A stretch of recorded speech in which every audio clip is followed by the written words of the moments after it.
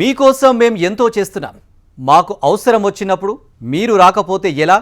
NATO కూటమిపై America అధ్యక్షుడు Donald Trump అసంతృప్తి ఇది. ఇరాన్ సంక్షోభాన్ని నాటోలోని భాగస్వామ్య దేశాల ఐక్యతను పరీక్షించే అవకాశంగా భావించానని చెప్పారు. అయితే వారి నుంచి ఆశించిన స్థాయిలో మద్దతు లభించకపోవడం తనను తీవ్రంగా నిరాశకు గురిచేసిందని తెలిపారు. ఇక యూరప్ దేశాల భద్రత కోసం అమెరికా భారీగా ఖర్చు చేస్తుందని, అయినప్పటికీ కొన్ని దేశాలు తమ బాధ్యతలను పూర్తి స్థాయిలో నిర్వర్తించడం లేదని ట్రంప్ విమర్శించారు. తమకిక ఎవరి సహాయం అవసరం లేదని వ్యాఖ్యానించారు.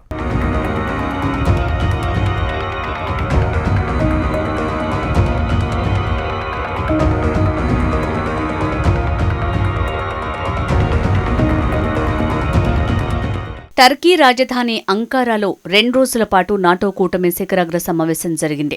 ఫ్రాన్స్ అధ్యక్షుడు ఇమాన్యుయల్ మాక్రన్, బ్రిటన్ ప్రధాని కీర్ స్టార్మర్, ఇటలీ ప్రధాని జార్జియా మెలోని, కెనడా ప్రధాని మార్క్ కార్నీ, టర్కీ అధ్యక్షుడు రెసెప్ తయ్యప్ ఎర్డోగాన్ సహా కూటమిలోని అన్ని 32 సభ్యదేశాల దేశాధినేతలు, ప్రభుత్వ అధినేతలు హాజరయ్యారు.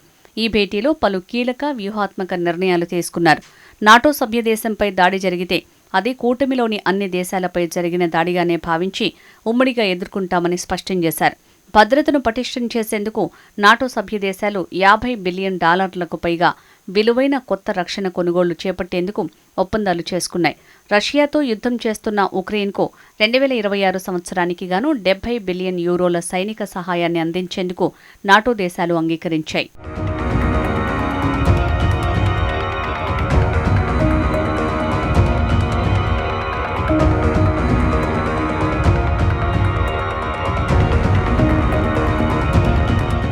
ఇక ఇరాన్ ఎట్టి పరిస్థితుల్లోనూ అణు ఆయుధాన్ని తయారు చేయకూడదని, హర్మూజ్ జలసంధిలో అంతర్జాతీయ నౌకల రాకపోకలను గౌరవించాలని నాటో డిమాండ్ చేసింది. ఇదంతా బాగానే ఉన్న నాటో తీరుపై అమెరికా అధ్యక్షుడు డొనాల్డ్ ట్రంప్ తీవ్ర అసంతృప్తి వ్యక్తం చేశారు. ఇరాన్ సంక్షోభాన్ని మిత్రదేశాల ఐక్యతను పరీక్షించే అవకాశంగా భావించారని చెప్పారు. అయితే ఆశించిన స్థాయిలో మద్దతు లభించకపోవడం తనను తీవ్రంగా నిరాశకు గురిచేసిందని తెలిపారు. మాకు ఎవరి సహాయం అవసరం లేదు, కానీ అవసరమైన సమయంలో మా మిత్రదేశాలు ఎలా స్పందిస్తాయో తెలుసుకోవాలనుకున్నానని వ్యాఖ్యానించారు. అమెరికా ఎన్నో దశాబ్దాలుగా నాటో దేశాల భద్రత కోసం ముందుండి నడిచిందని గుర్తు చేశారు. ప్రపంచవ్యాప్తంగా అనేక సంక్షోభాల్లో మిత్రదేశాలకు అండగా నిలిచామని, అయితే అమెరికాకు అవసరమైనప్పుడు అదే స్థాయిలో సహకారం లభిస్తుందనే నమ్మకం తనకు లేదని పేర్కొన్నారు.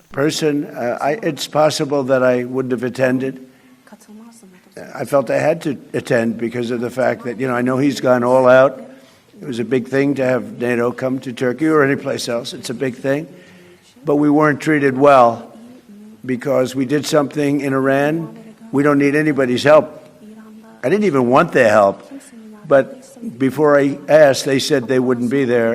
నాటో కూటమిపై తనకు చాలా కాలంగా ఉన్న సందేహాలు తాజా పరిణామాలతో మరింత బలపడ్డాయని ట్రంప్ అన్నారు. ఇరాన్పై అమెరికా చేపట్టిన సైనిక చర్యల సమయంలో తమ వైమానిక స్థావరాలను వినియోగించుకునేందుకు కొన్ని నాటో దేశాలు అనుమతి ఇవ్వలేదని ఆరోపించారు. అలాగే హర్మూజ్ జలసంధిలో భద్రత కల్పించేందుకు అవసరమైన సైనిక సహకారం కూడా అందించలేదని అసంతృప్తి వ్యక్తం చేశారు. అమెరికా చేపట్టిన చర్యలకు పూర్తి స్థాయిలో మద్దతు ఇవ్వకపోవడం నిరాశ కలిగించిందన్నారు. రెండో ప్రపంచ యుద్ధం తర్వాత అమెరికా నాటో కూటమికి ప్రధాన భద్రతా బలంగా నిలిచిందని ట్రంప్ పేర్కొన్నారు. యూరప్ భద్రత కోసం అమెరికా భారీగా ఖర్చు చేస్తోందని, అయినప్పటికీ కొన్ని దేశాలు తమ బాధ్యతల్ని పూర్తి స్థాయిలో నిర్వహించడం లేదని విమర్శించారు. భద్రతా హామీల విషయంలో అమెరికాపైనే ఆధారపడకుండా నాటో సభ్య దేశాలన్నీ సమాన బాధ్యతలు తీసుకోవాలని సూచించారు.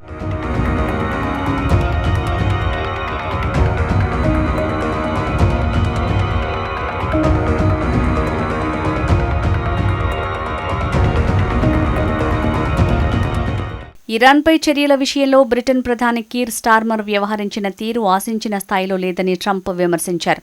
ఇటలీ ప్రధాని జార్జియా మెలోనీతో తనకు వ్యక్తిగతంగా మంచి సంబంధాలే ఉన్నప్పటికీ హర్మూజ్ జలసంధి భద్రత, ఇరాన్ వ్యవహారాల్లో అమెరికా వ్యూహానికి ఆమె మద్దతు ఇవ్వకపోవడం నిరాశ కలిగించిందన్నారు.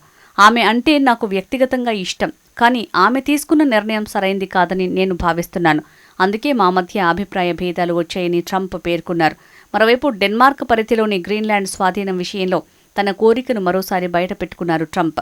ప్రపంచ రక్షణకు, అమెరికా జాతీయ భద్రతకు ఇది ఎంతో అవసరమని పేర్కొన్నారు. దీనిపై డెన్మార్క్ ప్రధాని మెటే ఫ్రెడరిక్సన్ అత్యంత తీవ్రంగా స్పందించారు. ఒకవేళ అమెరికా బలవంతంగా గ్రీన్లాండ్ని స్వాధీనం చేసుకోవాలని చూస్తే అది తోటి నాటో మిత్రదేశంపై దాడి చేసినట్లవుతుందని హెచ్చరించారు. Denmark doesn't spend money to really help Greenland. It was Greenland that, and it continues to be, that should be controlled by the United States, not by Denmark. Greenland is of course not for sale. We hope that all, including all allies, will respect the Greenlandic people's right for self-determination. And we are a sovereign state, and we need everybody to respect our territorial integrity. NATO విషయంలో Donald Trump అసంతృప్తి కొత్తేమీ కాదు. NATO కూటమి కాగితపు పులి లాంటిదని గతంలో వ్యాఖ్యానించారు ఆయన. ఈ విషయం రష్యాకు తెలుసని చెప్పారు. ఆ కూటమి మాటలకు తానెప్పుడూ ప్రభావితం కాలేదన్నారు. రష్యాతో 4 ఏళ్లుగా ఉక్రెయిన్ చేస్తున్న యుద్ధానికి తాము మద్దతుగా నిలిచినప్పటికీ ఇరాన్ విషయంలో నాటో మిత్రదేశాలు అమెరికాకు తోడుగా రావటం లేదని ట్రంప్ అభిప్రాయపడ్డారు. దీన్ని తాను ఊహించలేదన్నారు. ఉక్రెయిన్తో తమకు సంబంధం లేకున్నా వారికి అండగా నిలిచామన్నారు. ట్రంప్ 2018లో అధ్యక్షుడిగా ఉన్న సమయంలోనూ ఇలాంటి వ్యాఖ్యలే చేశారు. నాటో సభ్యదేశాలు రక్షణ బడ్జెట్ని ఆశించిన మేర ఖర్చు పెట్టకపోతే నాటో నుంచి బయటికి వెళ్లిపోతామని అన్నారు. అమెరికాతో సంబంధాలు బలోపేతం చేసేందుకు నాటో ప్రధాన కార్యదర్శి మార్క్ రుట్టే ప్రయత్నించినప్పటికీ ట్రంప్ వైఖరిలో మార్పు తీసుకురావడంలో ఆయన విఫలమయ్యారు.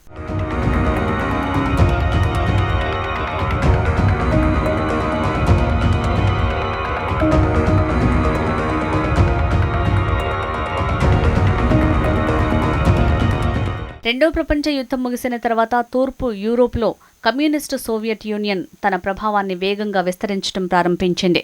దీనిని అడ్డుకోవటం పశ్చిమ దేశాల తక్షణ అవసరంగా మారింది. యూరోప్ దేశాలను కాపాడుకోవటంతో పాటు అక్కడ అమెరికా ఉనికిని బలోపేతం చేయటమే లక్ష్యంగా నాటో కూటమి ఏర్పడింది. సభ్య దేశాల మధ్య ప్రజాస్వామ్య విలువలను పెంపొందించటం, రక్షణ, భద్రతకు సంబంధించిన సమస్యలపై పరస్పరం సంప్రదించుకుంటూ వివాదాలను నివారించటం ఈ కూటమి లక్ష్యం. కూటమిలోని ఏ ఒక్క సభ్యదేశంపై దాడి జరిగినా అది మిగిలిన అన్ని దేశాలపై జరిగిన దాడిగానే పరిగణించబడుతుంది. సభ్యదేశాలన్నీ కలిసి సదరు శత్రుదేశంపై ఎదురుదాడికి దిగుతాయి. నాటో కూటమిలో ప్రస్తుతం 32 సభ్యదేశాలున్నాయి. ఇందులో అమెరికా, కెనడా మినహా మిగతావన్నీ యూరోప్ దేశాలే.